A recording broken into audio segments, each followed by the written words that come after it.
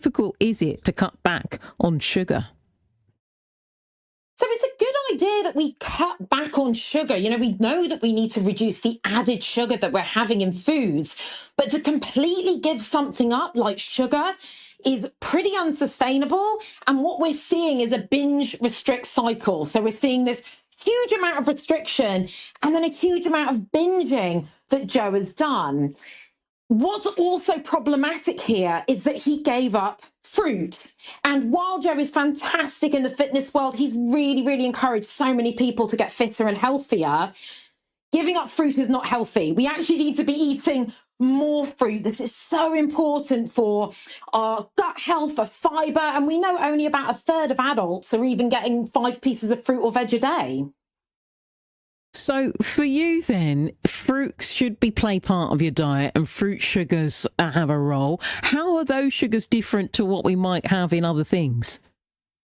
So the sugar in fruit is packed in a lovely package of fibre, vitamins, minerals, antioxidants. All of these are fantastic and necessary for our body.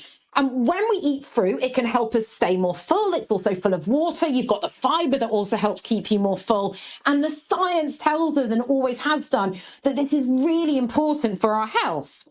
But when we have something else like a chocolate biscuit, now I love a chocolate biscuit as well, and it's also important if you like these things to build them into your diet. But what you have when you have something like a chocolate biscuit is you have a huge lack of fibre, you have added fat, a lot of which is saturated, and we know we need to cut back on that. And it is very easy to eat lots of them, and they're high in calories, which isn't a problem if we're not having loads. But we all know, and Joe's also showed us this, it's very easy to eat a whole packet, especially if you're restricting yourself. Yeah, 1 minute as you're just having one, the next minute it's all gone. We've all been there.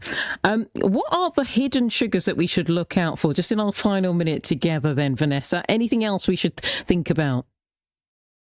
So yes, we need to look for these sugars that might be in, of course, they're in the biscuits, the cakes, those are the biggest things. And of course, they're in other ultra processed foods, but it's about what we're looking at overall in terms of our diet. What's going to be most helpful is thinking about what we're putting in. Are we having plates of food that are full of fruits, vegetables, whole grains, legumes, nuts and seeds that make us reduce our need for lots of sugar as well?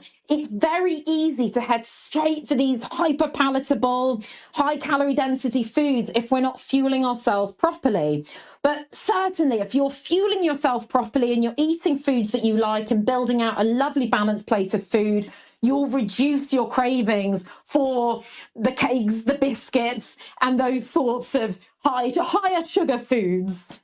Vanessa, thank you. Vanessa Sturman is a transformational health coach and speaker.